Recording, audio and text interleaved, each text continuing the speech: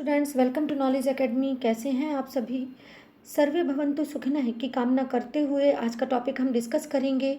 यह टॉपिक यूनानी राजनीतिक चिंतन यानी ग्रीक पॉलिटिकल थ्योरी से संबंधित टॉपिक है तथा परंपरागत राजनीतिक सिद्धांतों से संबंधित है या इसके अंतर्गत इसका अध्ययन किया जाता है, यानी वेरियस ट्रेडिशनल पॉलिटिकल थ्योरीज के अंतर्गत इसको देखा समझा जाता है। यह topic basic principle of political theories के अंतर्गत आता है और बेसिक प्रिंसिपल पॉलिटिकल थ्योरीज का जो पेपर है वह विभिन्न विश्वविद्यालयों में पॉलिटिकल साइंस के पाठ्यक्रम में ऑर्गेनाइज किया गया है। अतः एग्जामिनेशंस की दृष्टि से ये एक इम्पॉर्टेंट टॉपिक है, क्योंकि परंपरागत राजनीतिक सिद्धांतों को समझने के लिए यूनानी राजनीतिक चिंतन को समझना आवश्यक है।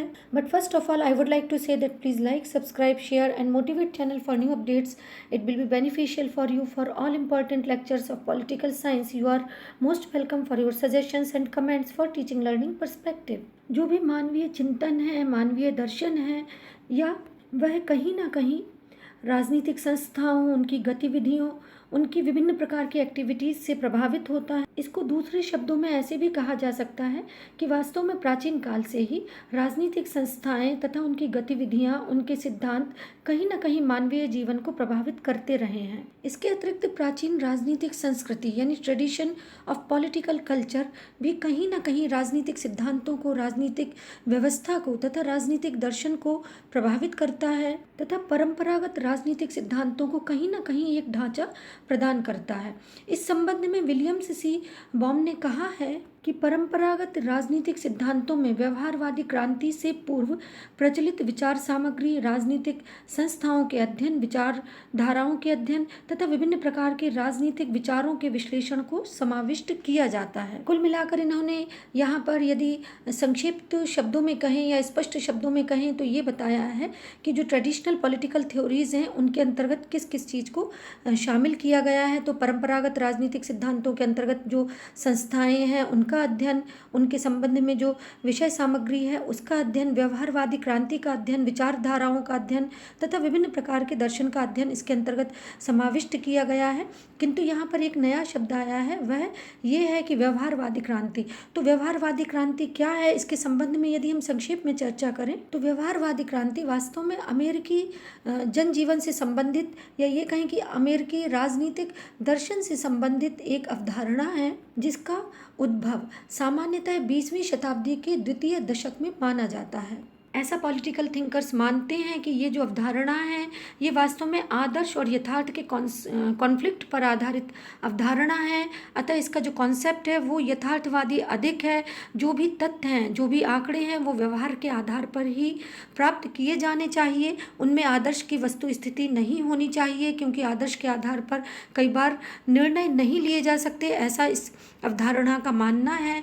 अतः व्यवहारवादी क्रांति के अंतर्गत ऐसा माना गया है कि यदि वास्तव में राजनीतिक दर्शन को या राजनीतिक व्यवस्था को समझना है तो सर्वप्रथम व्यवहारिक परिस्थितियों का, व्यवहारिक संदर्भों का अध्ययन किया जाना चाहिए। इसमें तर्क पर, आंकड़ों पर तथा तथ्यों पर एम्फसाइज किया जाता है तथा उन्हीं के आधार पर निर्णय लिए जाते हैं तथा उन्हीं यथार्थवादी संदर्भों के आधार पर सुधार की संभावनाओं को बनाया जाता है। अतः व्यवहारवादी क्रांति कहीं ना कहीं व्यवहार पर आधारित है तथा आपको याद रखना है कि अमेरिका के राजनीतिक चिंतन से संबंधित अवधारणा है। अब हम यदि डिस्कस करें कि परंपरागत राजनीतिक सिद्धांतों के अंतर्गत यूनानी राजनीतिक चिंतन क्या है, यह वास्तव में यूनानी राजदर्शन से प्रारंभ होता है तथा आधुनिकता तक पहुंचता है। और ऐसा विद्वानों ने माना है कि यूनानी राजनीतिक चिंतन यानी ग्रीक पॉलिटिकल थ्योरी को समझने के लिए हमें इसके दर्शन को समझना होगा कि इसके अंतर्गत कौन कौन सी बातें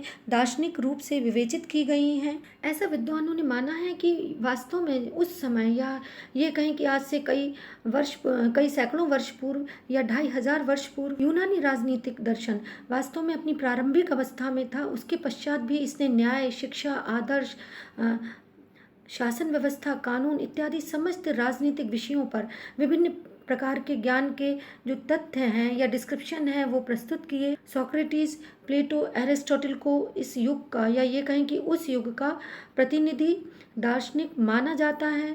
इनके चिंतन, मनन, दर्शन ने यूनानी राजनीतिक दर्शन को समृद्ध बनाया तथा क्षेत्र को विस्तृत किया। इसमें प्लेटो को मुख्य श्रेय जाता है, या ये कहें कि प्लेटो का जो राज दर्शन है, प्लेटोनिक फिलॉसफी है, उसका मुख्य योगदान माना जाता है। प्लेटो ने अपने गुरु सुकरात से जीवन दर्शन के संबंध में जो महत्वपूर्ण राज दर्शन प्राप्त किया उसको यथावत प्रस्तुत किया, तथा इसके अतिरिक्त प्लेटो की रचना रिपब्लिक भी राजनीतिक दर्शन के संबंध में महत्वपूर्ण मानी जाती है। शिक्षा शास्त्रियों ने इसे अमूल्य रचना कहा है, फाइनेस्ट ट्रेटीज ऑन एजुकेशन। रूसो ने इस तथ्य को बड़ी ही प्रमुखता से स्वीकृत किया। इसके अतिरिक्त आदर्श राज्य यानी आइडियल स्टेट की अवधारणा को डेवलप करने में भी फिलोसफर किंग यानी दार्शनिक राजा का जो संदर्भ है वो भी राजदर्शन का प्रमुख अंग माना जाता है, तथा इसका श्रेय भी कहीं ना कहीं प्लेटो को ही जाता है। प्लेटोनिक फिलॉसफी के संबंध में, प्लेटो के दार्शनिक राजा की अवधारणा के संबंध में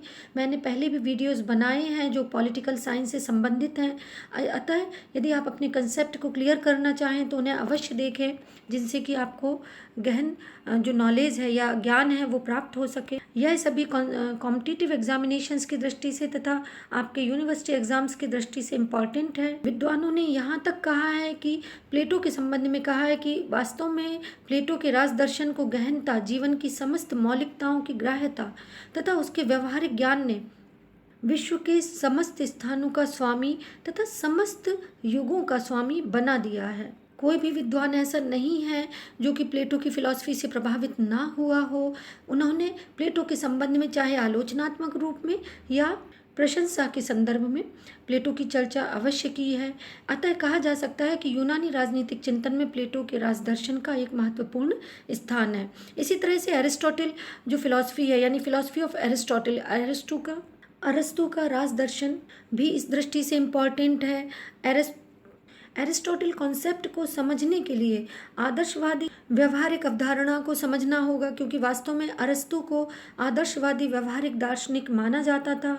कहा जाता है कि अरस्तु ने विश्व की विभिन्न शासन प्रणालियों का अध्ययन किया तथा उनका अलग तरीके से क्लासिफिकेशन किया, जिसमें एक तंत्र, कुलीन तंत्र, प्रजातंत्र, भ्रष्ट तंत्र, आततायी तंत्र तथा विभिन्न प्रकार की राजसत्ता, उनके अर्थ, परिभाषा, कैरेक्टरिस्टिक्स आदि को डिफाइन किया तथा राज्य और व्यक्ति के संबंधों की व्यवहारिकता पर बल दिया। यहाँ पर मैं आपको रिकॉल कराऊंगी कि एरिस्टोटल फिलॉसफी के संबंध में भी मैंने पहले वीडियोस बनाए हैं। आप अपने कंसेप्ट को क्लियर करना चाहें तो उन्हें अवश्य देखें, आपको प्लेलिस्ट में सभी वीडियोस मिल जाएंगे। अतः कुल मिलाकर जो अरस्तु की फिलॉसफी है उसे आधुनिक व्यवहारवाद, व्यवस्थावाद, सिद्धांतवाद या ये कहें कि व्यवस्था सिद्धांत, वैज्ञानिक पद्धति, उपयोगितावाद इत्यादि विभिन्न अवधारणाओं का जन्मदाता माना जाता है। यूनानी राजनीतिक सिद्धांतों में या ये कहें कि यूनानी राजनीतिक चिंतन को समझने के लिए जो अगला स्थान है या अगला स्टेप है वह एपिक्यूरियन तथा स्टोइक विचारधारा का है। इसमें प्लेटो एरिस्टोटल के पश्चात जो कंसेप्ट आया वो राजनीतिक चिंतन को एक नया मोड़ दे गया। ये कहें कि अलग ही इसमें कॉन्सेप्ट डेवलप किया गया तथा इसे विद्वानों ने निगेटिव एटीट्यूड यानी अभावात्मक मोड़ के नाम से पुकारा, तथा इन दार्शनिकों ने, इन विचारकों ने ऐसा माना कि वास्तव में सुंदर जीवन के लिए राज्य की आवश्यकता नहीं है। इस तरह से इन्होंने राज्य के संबंध में या राजनीतिक चिंतन के संबंध में अलग प्रकार के ही कैरेक्टरिस्टिक्स को डिफाइन किया। इसमें इन्होंने माना कि जीवन का लक्षण अत्यधिक आनंदमय है, to get greatest amount of pleasure. इन्होंने धर्म से घृणा को अभिव्यक्त किया यानी हेट फ्रॉम रिलीजन। आकांक्षाओं का हनन इन्होंने आवश्यक माना यानी एक्सप्लॉयटेशन ऑफ एम्बिशंस। राजनीतिक जीवन के प्रति उदासीनता को या ये कहें कि राजनीतिक जीवन के प्रति इन्होंने कोई इंटरेस्ट नहीं दिखाया। To ignore the political life. राज्य की उत्पत्ति सामाजिक समझौते के अनुरूप है, ऐसा इन्होंने माना। Origin of state according to social contract, यानी जो सोशल कॉन्ट्रैक्ट थ्योरी है, सामाजिक समझौते का जो सिद्धांत है उसका इन्होंने राज्य के संबंध में आवश्यक माना या ये कहें कि उसकी उपयोगिता को इन्होंने स्वीकार किया। इसके अतिरिक्त इन्होंने उपयोगितावादी विचार यानी यूटिलिटेरियन व्यूज को एक्सेप्ट किया। न्याय के संबंध में इन्होंने सामाजिक समझौते के सिद्धांत को कहीं ना कहीं स्वीकृत किया यानी regarding justice as social contract theory. तो इस तरह से राजनीतिक चिंतन के परिदृश्य में यदि हम देखें तो परंपरागत राजनीतिक चिंतन को विकसित करने में यूनानी राजनीतिक चिंतन का एक महत्वपूर्ण स्थान रहा है। प्लेटो, एरिस्टोटल, सोक्रेटिस तथा एपिक्यूरियन फिलोसफर्स ने इस संबंध में एक स्पेसिफिक रोल प्ले किया तथा इस कॉन्सेप्ट को डेवलप किया। आई होप आपका कॉन्सेप्ट क्लियर हुआ होगा। That's all for today. Please take care of yourself.